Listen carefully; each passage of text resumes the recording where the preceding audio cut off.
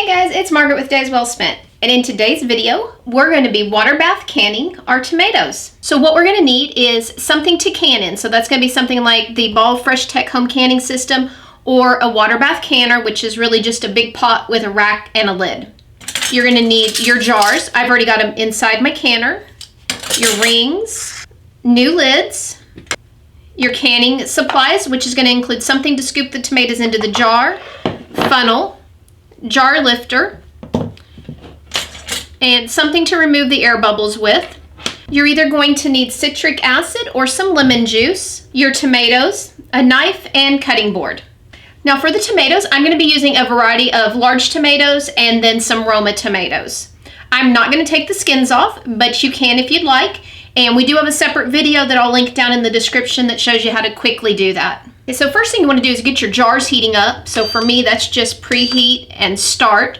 If you're using a regular water bath canner, of course, you're going to go and get your pan with some water in it, your jars in it, and start it heating up. The size that you cut them is going to depend on what you're using them in. I usually do a small to a medium-sized chop because I'm going to be putting them in soups and sauces.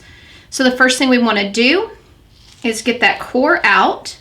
So for a large tomato like this, I just use a core. Romas though, I'll usually, just to save time, just cut off right at the end, and that'll remove the core from it. Take it and slice it a couple of times.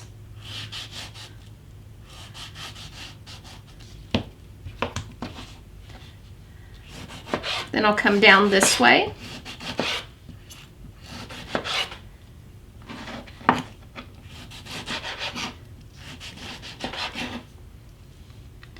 And this is a pretty good size for using in soups and sauces.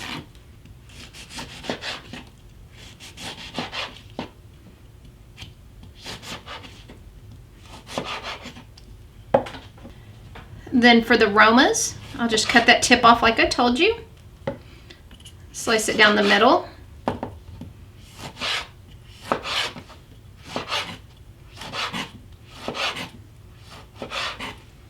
You just continue until you have all of your tomatoes chopped. Now that we have all of our tomatoes chopped up and our jars are preheated,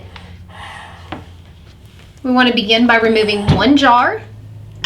Make sure that you use your jar lifter because they are going to be hot. We're going to place the funnel on top. Begin by adding 1 tablespoon per pint-sized jar of lemon juice. If you're using citric acid, follow the instructions on the citric acid you purchased. So when we're scooping those tomatoes, we want to make sure that we're scooping liquid also because these are going to be canned in their own juices. We want about a 1-inch head space. You measure your head space from the top of the food product, in our case that's going to be our tomatoes, to the top of the jar. A little bit more juice in there.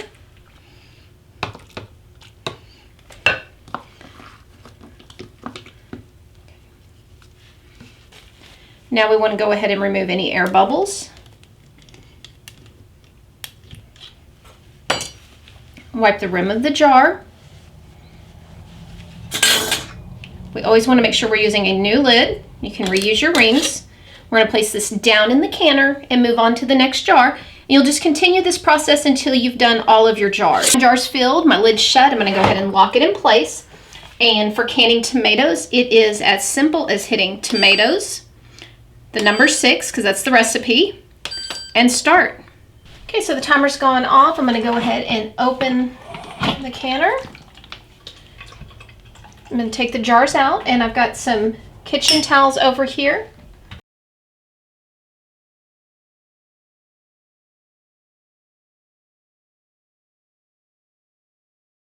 As you'll notice, they're floating. That's perfectly normal.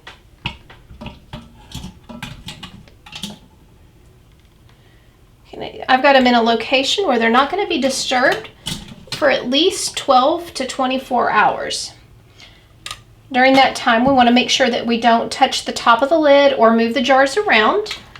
That can cause a false seal. Our jars have cooled. As you'll notice, the tomatoes are no longer floating, or not as much as they were. At this point, you can go ahead, remove the ring, and test your seal. If you have any questions about water bath canning tomatoes or canning other products, let me know down in the comments section. If you enjoyed the video, I hope you'll give it a thumbs up. And if you're not already a subscriber, hit the subscribe button. And don't forget to visit dayswellspent.com.